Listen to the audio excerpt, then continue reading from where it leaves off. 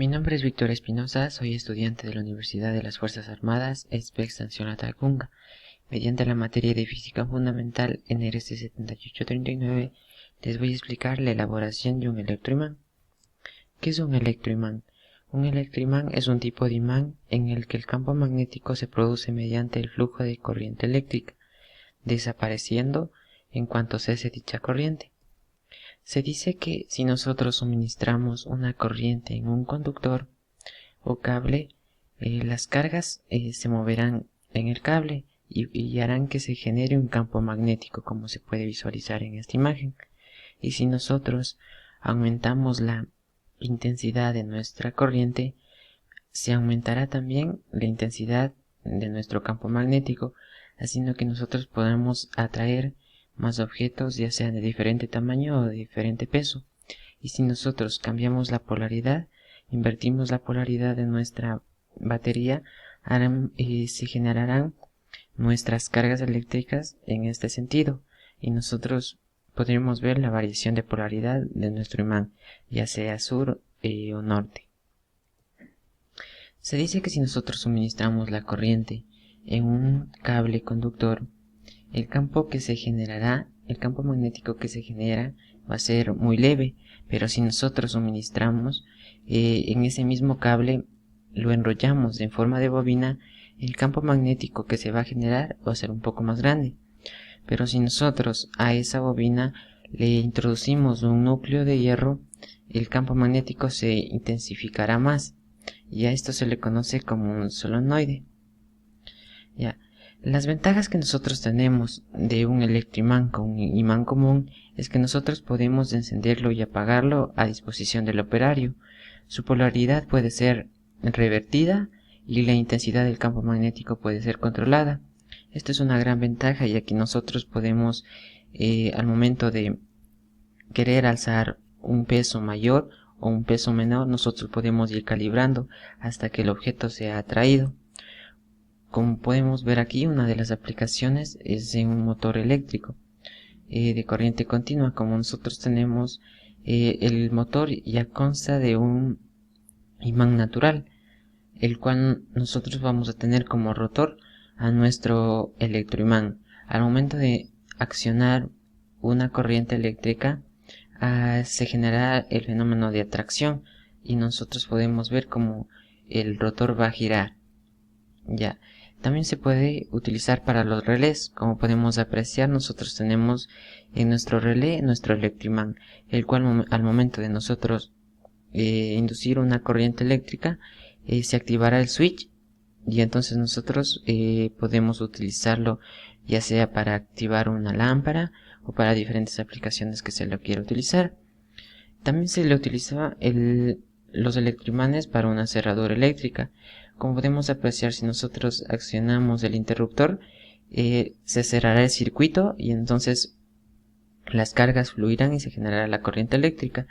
Entonces nuestro electroimán se activará, haciendo que se atraiga el material de metal que tengamos en nuestra puerta, haciendo que nosotros podamos abrir la puerta. Y cuando nosotros dejamos de accionar el interruptor, se abrirá el circuito y entonces, mediante el resorte que tenemos, la cerradura volverá a su lugar. Y entonces estas son las aplicaciones que se pueden utilizar. Y a continuación les voy a explicar cómo elaborar un electroimán. Los materiales que vamos a utilizar para la elaboración del electroimán son los siguientes: un cable de bobina esmaltado número 23, una moneda de 50 centavos, ya que este va a ser el objeto que va a ser atraído, un pedazo de varilla o una tuerca y una fuente de voltaje. Como primero, en nuestro pedazo de varilla, procedemos a enrollar nuestro alambre esmaltado de esta manera, asegurándose de dejar en un extremo una parte de unos 10 centímetros para conectar nuestra fuente de poder. Y así procedemos a enrollar hasta culminar, y asegurándose de ir contando el número de vueltas que estamos dando, ya que ese va a ser un dato para nuestros cálculos. Una vez que ya terminemos de envolver, en un extremo igual lo dejamos del mismo tamaño para poder conectar en esta parte nuestra fuente de poder.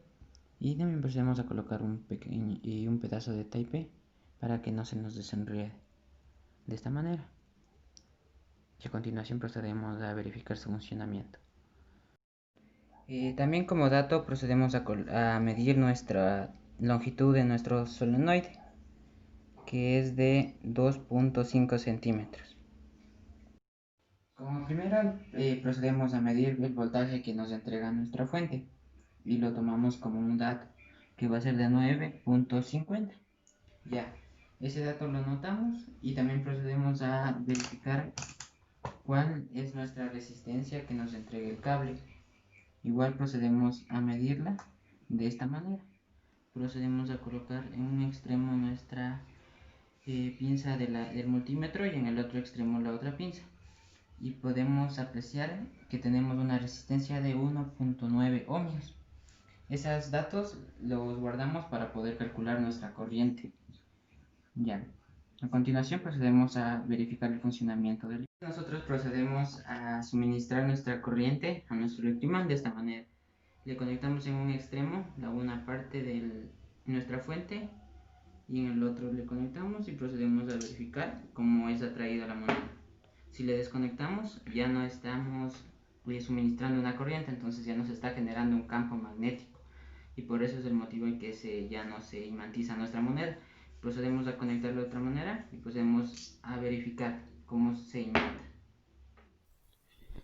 Los datos obtenidos son los siguientes. Tenemos un número de vueltas de 210, el voltaje de la fuente que va a ser de 9.50 voltios y la resistencia del cable que va a ser de 1.9 ohmios.